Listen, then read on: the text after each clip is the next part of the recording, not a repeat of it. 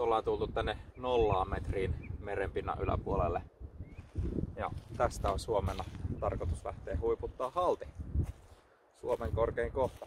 Eli 0 1324 metriin tuohon suuntaan. Reilu 30 kilsaa suunta. Siisti.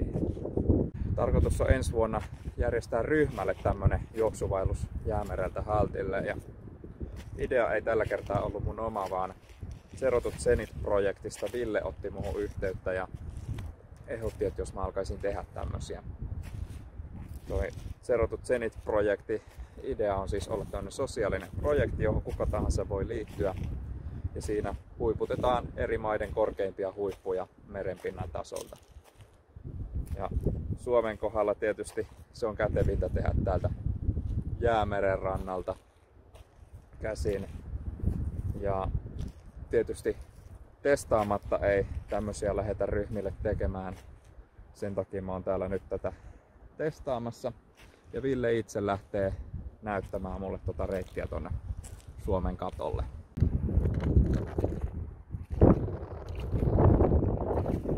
Aamu on koittanut ja nyt ollaan lähestymässä lähtöpistettä, eli 0. Ja sieltä tulee idean isä Ville.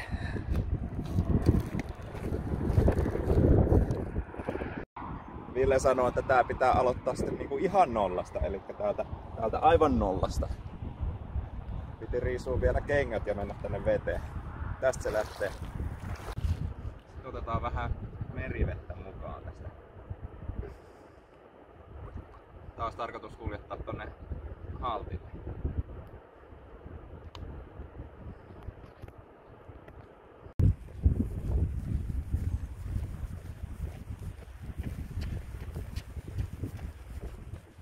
Alku oli asfalttia ja nyt sitten loppumatka ilmeisesti enimmäkseen tämmöstä hiekkatietä. Bää!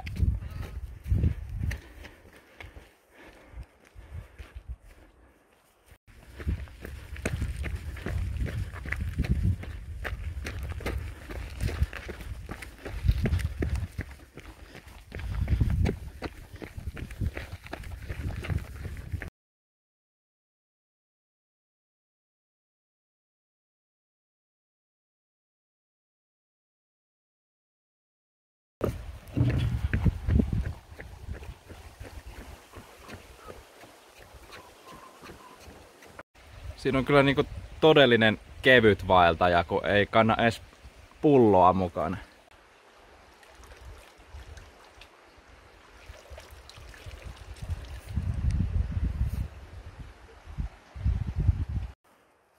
Täällä on tämmönen Ankerlia, vanha kaivoskylä.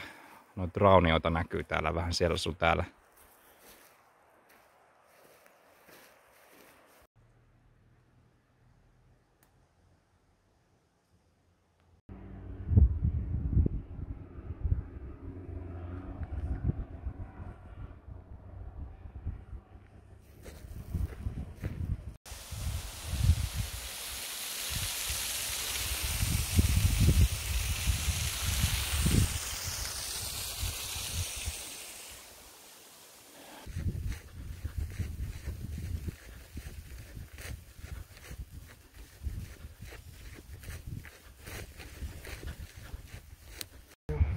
Huhhuh. Oi, nyt on syvä. Paljonkohan tässä on pudotusta? 170. Ei tota pohjaa edes näy tuolla.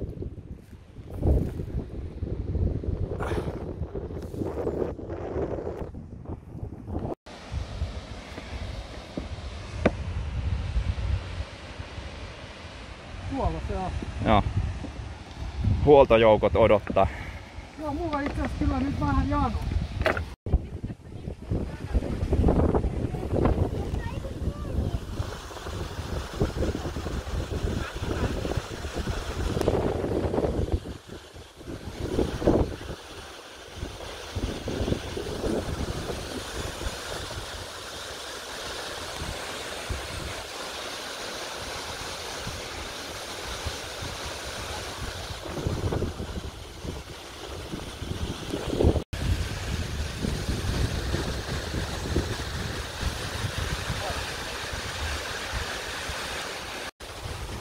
Tursa Pruva.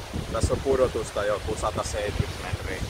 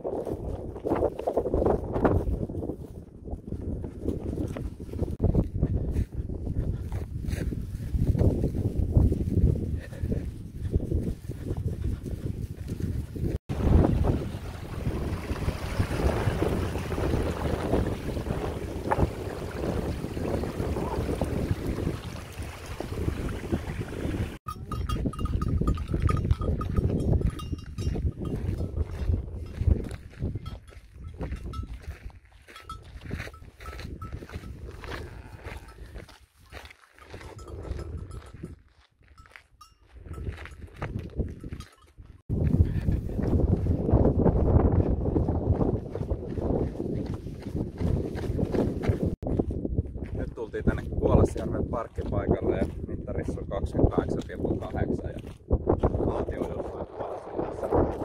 Nyt lähdetään kiipeen. Eli helpoin on takana ja hullu vaikea maasto edessä. Ihan vaan tonne missä toi menee. Joo.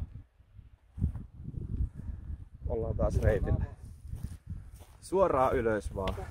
Joo, tuossa niinku vasemmalla puolella saattaa olla jonkinnäköistä polkua. Mutta tässäkin menee joku polku. Täällä näyttäisi menevä useampikin tämmönen.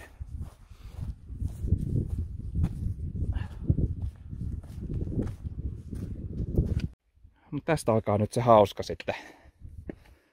Hauska osuus. Joo. Oliko miten toi tie? Kyllä siinä pärjää. Se tosi vähän huolesta. Haluatko vettä? Voin ottaa. Sun paljon vettä. Litra. No niin. No.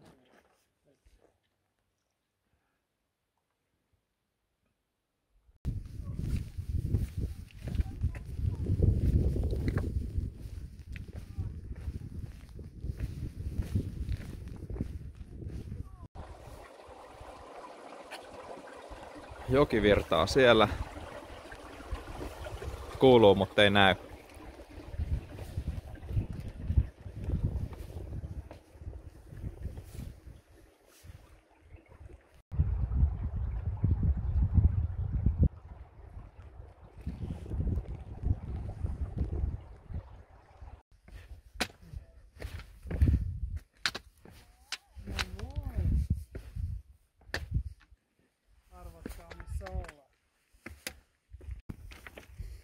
Jäämerestä poimittu vesi.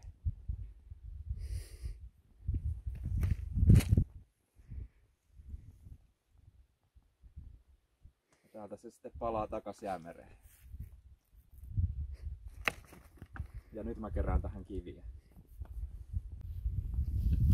Sitten kun mä lähden tuomaan tänne ryhmiä, niin täältähän loppuu nämä kivet täältä ylhäältä.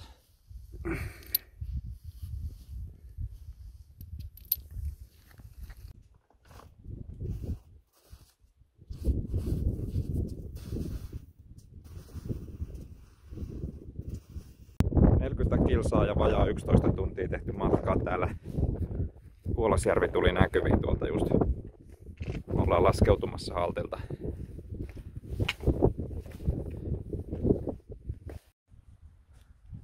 Meillä on onneksi auto tuossa Kuolasjärven parkkipaikalla, niin ei tarvitse sinne Jäämerelle asti palata.